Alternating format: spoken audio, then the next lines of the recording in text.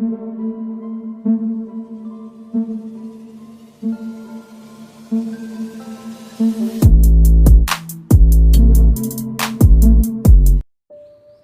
दोस्तों, scary story official में आप सबका स्वागत है।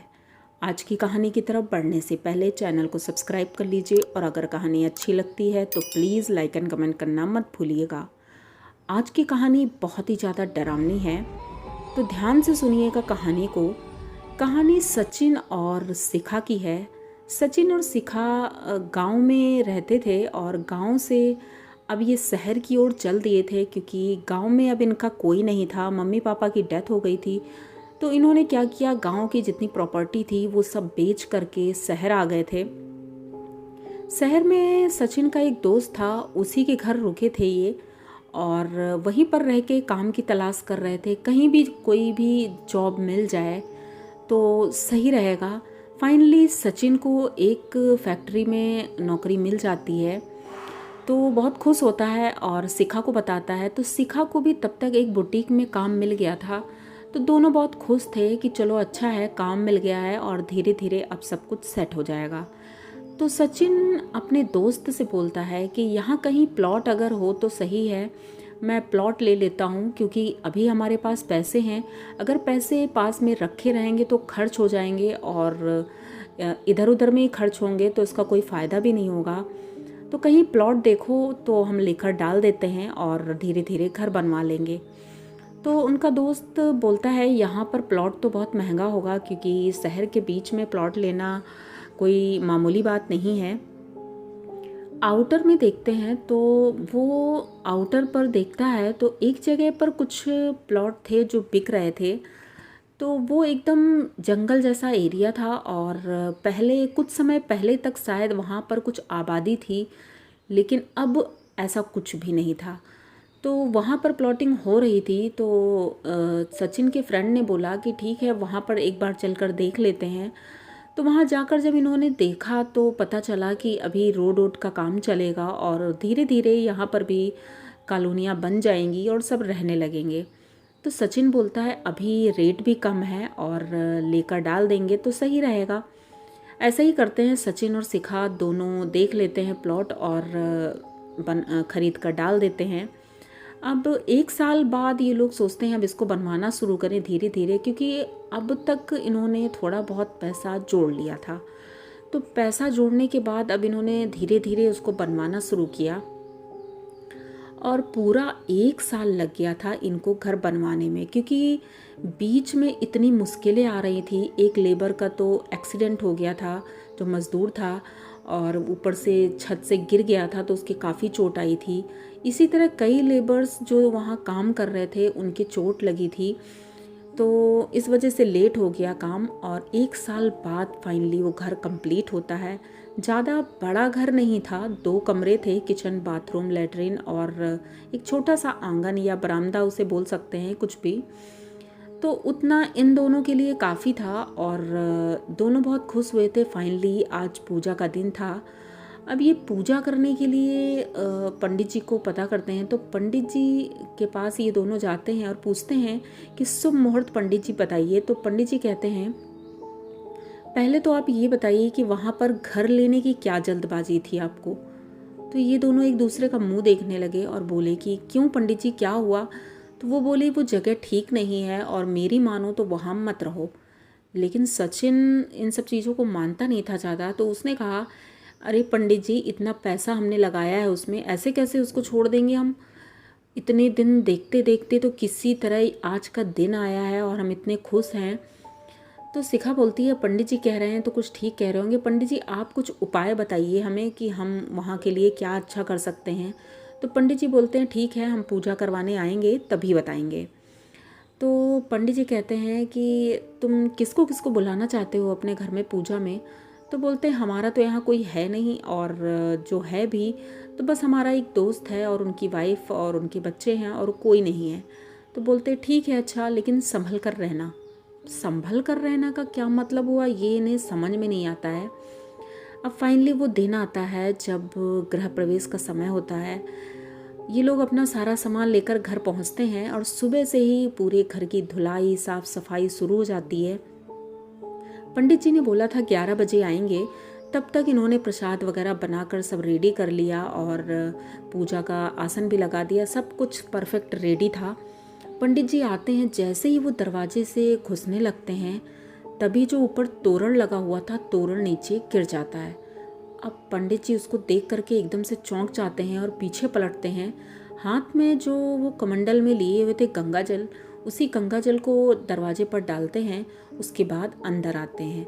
जैसे ही अंदर आते हैं उन्हें अजीब सी नेगेटिविटी लग रही थी घर के अंदर, लेकिन वो कुछ बोलते नहीं हैं। घर के अंदर जैसे ही वो घुसे थे तो ऊपर पंखा लगा हुआ था।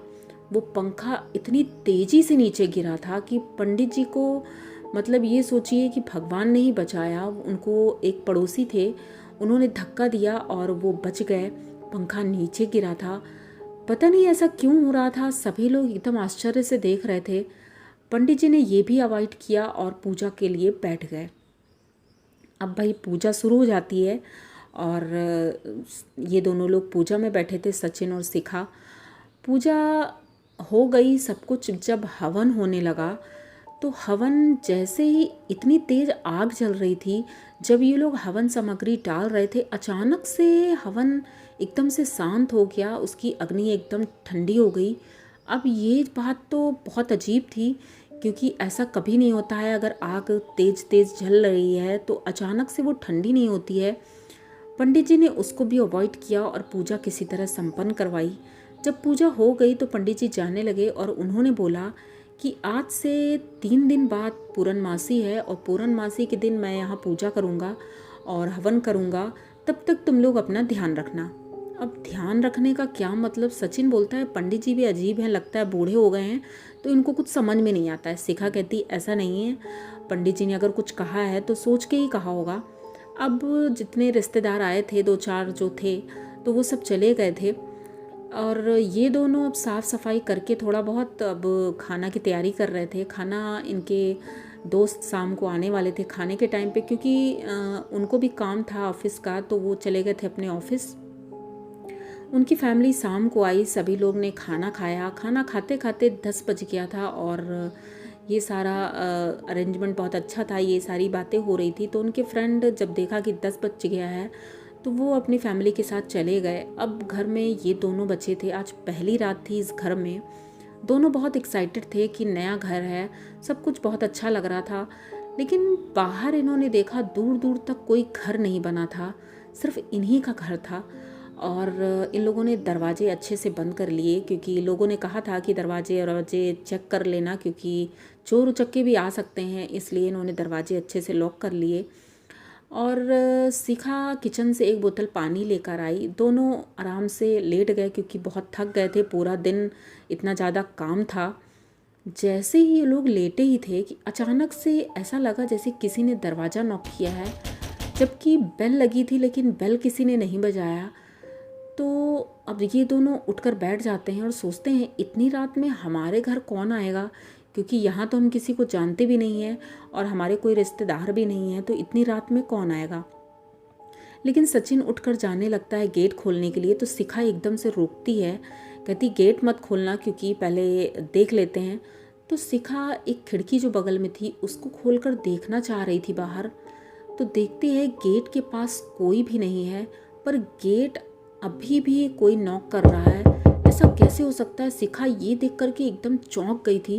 वो सचिन को बुलाती है, सचिन को भी दिखाती है। सचिन भी देख करके बहुत डर गया था और बाहर खूब अंधेरा था, कुछ दिखाई नहीं दे रहा था।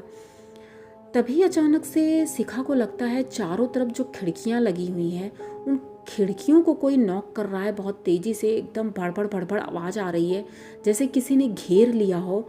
अब ये लोगों को बहुत ज़्यादा डर लग रहा था। सारे खिड़की दरवाजे अच्छे से बंद करके ये दोनों आंगन में बैठ जाते हैं और इतनी तेज़ी से आवाज़ें आ रही थी, खोलो खोलो खोलो खोलो।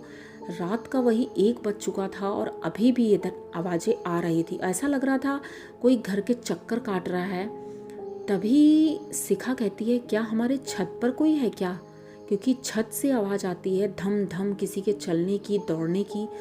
तो सचिन कहता है ऊपर जाके देखें, तो शिखा बोलती है नहीं ऊपर नहीं जाना है, हम यहीं पर रहेंगे क्योंकि पता नहीं हो सकता है चोर हों और वो हमें दरवाज़ा खोलने पे मजबूर कर रहे हैं। अगर हमने खोल दिया तो कुछ भी हो सकता है। अब ये दोनों चुपचाप बैठे रहते हैं, तभी अचानक से किचन से आवाज़ आती है। अब ये लोग आंगन में बैठे थे, किचन ज़्यादा दूर भी नहीं था, एक कमरे के बाद था। तो किचन से आवाज़ आती है जैसे किचन में कोई कुछ बना रहा है। शिखा धीरे से उठती है और किचन की तरफ चल देती है। जैसे ही किचन के दरवाजे के पास जाती है तो देखती है किचन में कोई खड़ा है और कुछ बना रहा है, मतलब जैसे लग रहा है उसका ही घर है। किचन ये देख करके एकदम दीवार में चिपक के खड़ी रहती है। अब वो ना तो वहाँ से हट पा रही थी ना बैठ पा रही थी, वो एकदम जैसे शून्य हो गई थी। उसे कुछ समझ में नहीं आ रहा था। सचिन जब उसको देखता है तो दौड़ कर आता है, पूछता है क्या हुआ शिखा। तो शिखा उंगली से इशारा करती है किचन की तरफ। जब सचिन देखता है तो वो बहुत डर जाता है। अचानक से वो औरत पलटती है और उसका चेहरा देख करके तो ये एकदम से सचिन चीख पड़ता है और शिखा वहीं पर बेहोश हो जाती है। और जैसे ही सचिन फिर दोबारा उसकी तरफ देखता है तो वो गायब हो जाती है। अब सचिन शिखा को होश में लाने की कोशिश कर रहा था, क्योंकि अकेला था, उसे कुछ समझ में नहीं आ रहा था। तो डरते डरते किचन की तरफ जाता है और एक बोतल पानी लेकर आता है, शिखा के मुंह पर डालता है। उसे होश आ जाता है, लेकिन होश आने के बाद भी ये एकदम चीख रही थी। रात का वही 2 बज रहा था। तभी अचानक से एक बच्चा बॉल खेलते खेलते इनके बेडरूम से बाहर निकलता है और बॉल वो ठक ठक एकदम ज़मीन में मारते हुए खेल रहा था। ये दोनों एक कोने में बैठे रहते हैं और देख रहे थे कि वो बच्चा इनको घूरते हुए निकल गया है। तभी अचानक पीछे से एक हाथ आता है, सचिन का गला पकड़ता है और सचिन एकदम से चीखने लगता है बहुत ज़्यादा। वो हाथ वो छुड़ा रहा था लेकिन वो छुड़ा नहीं पा रहा था। शिखा उसकी हेल्प कर रही थी। अब ये दोनों इतना डर गए थे, एक दूसरे का हाथ पकड़ते हैं और घर से बाहर निकलने की तरफ भागने लगते हैं। पर उनको कहीं दरवाज़ा नहीं दिख रहा था। रात में लाइट तो थी वहाँ, क्योंकि इन्वर्टर भी लगवाया था इन्होंने, लेकिन दरवाज़ा क्यों नहीं दिख रहा है ये इन्हें समझ में नहीं आ रहा था। सिर्फ चारों तरफ खिड़कियाँ दिख रही थी और खिड़कियों में सलाखें थी। अब ये घर से बाहर कैसे जाएं? ये तुरंत ऊपर छत की तरफ जाते हैं। जैसे ही छत की तरफ जाते हैं, दरवाज़ा खोलते हैं छत का, देखते हैं छत में इतने सारे लोग बैठे हुए हैं और सब खाना खा रहे हैं। ये देख कर के शिखा और सचिन दोनों एकदम आश्चर्य से भर जाते हैं, ये क्या हो रहा है हमारे घर में। ये दोनों छत की बाउंड्री से ही कूद जाते हैं नीचे। चोटें आती हैं, लेकिन डर इतनी बड़ी चीज़ होती है कि इंसान भूल जाता है कि हमारे चोटें लगेंगी। ये दोनों ऊपर से कूद जाते हैं और वहाँ से भागना शुरू करते हैं। भागते भागते ये लोग रोड पर आते हैं, मेन रोड पर। वहाँ किनारे एक चाय की दुकान थी, तो चाय की दुकान पर जाके ये लोग बैठते हैं। इतना हफ रहे थे, दोनों थक चुके थे। तो चाय की दुकान वाला पूछता है, क्या बात है भैया, आप लोग इतना परेशान क्यों हैं और आ कहाँ से रहे हैं? तो ये बोलते हैं, पहले तो हमें पानी दे दो। तो वो पानी देता है और उसके बाद ये सचिन पूछते हैं कि आपकी दुकान इतनी रात में भी खुली है? तो वो कहता है, अरे भैया हमारा कोई है नहीं, हम अकेले ही हैं, यहीं पर झोपड़ी में रहते हैं और ये जो ट्रक ड्राइवर लोग आते हैं तो यहाँ पर थोड़ा चाय नाश्ता करते हैं, इसलिए दुकान हम दिन रात 24 घंटे मेरी खुली रहती है। पहले आप ये बताओ कि आप यहाँ पर कैसे और इतना हाफ क्यों रहे हो? तब सचिन ने और शिखा ने पूरी बात बताई। तो वो चाय वाला बताता है कि भैया आपने गलत जगह पर घर ही ले लिया है, क्योंकि ये जगह आज से 10 साल पहले एक कब्रिस्तान थी और इस कब्रिस्तान में बहुत दूर दूर से लाशें आया करती थी। फ़िलहाल ये बंद है क्योंकि यहाँ पर कुछ ऐसी घटनाएं होने लगी थी जिससे लोग दिन में भी आने से डरते थे, तो इसीलिए कब्रिस्तान तो बंद कर दिया गया। लेकिन कुछ लोगों ने इस ज़मीन को बेच दिया और यहाँ पर प्लॉटिंग शुरू कर दी। अब यहाँ पर अगर प्लॉट लिया जाएगा तो ये तो होना ही था।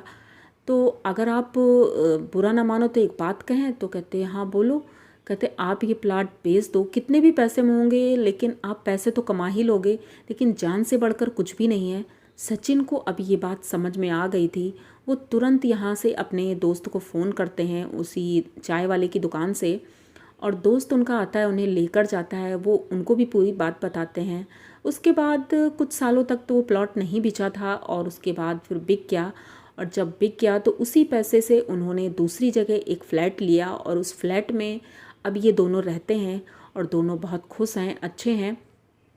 तो ये कहानी शिखा ने हमारे साथ शेयर की थी। तो शिखा जी, आपकी कहानी हमने सुना दी है और उम्मीद करती हूँ कि आपको अच्छी लगी होगी। अगर अच्छी लगी हो तो प्लीज़ चैनल को सब्सक्राइब करिए, लाइक कमेंट करिए, शेयर करिए। इसी तरह की नई और अनोखी कहानियाँ मैं लेके आती रहती हूँ। तो मिलते हैं फिर किसी नई कहानी के साथ, तब तक के लिए डरते रहिए।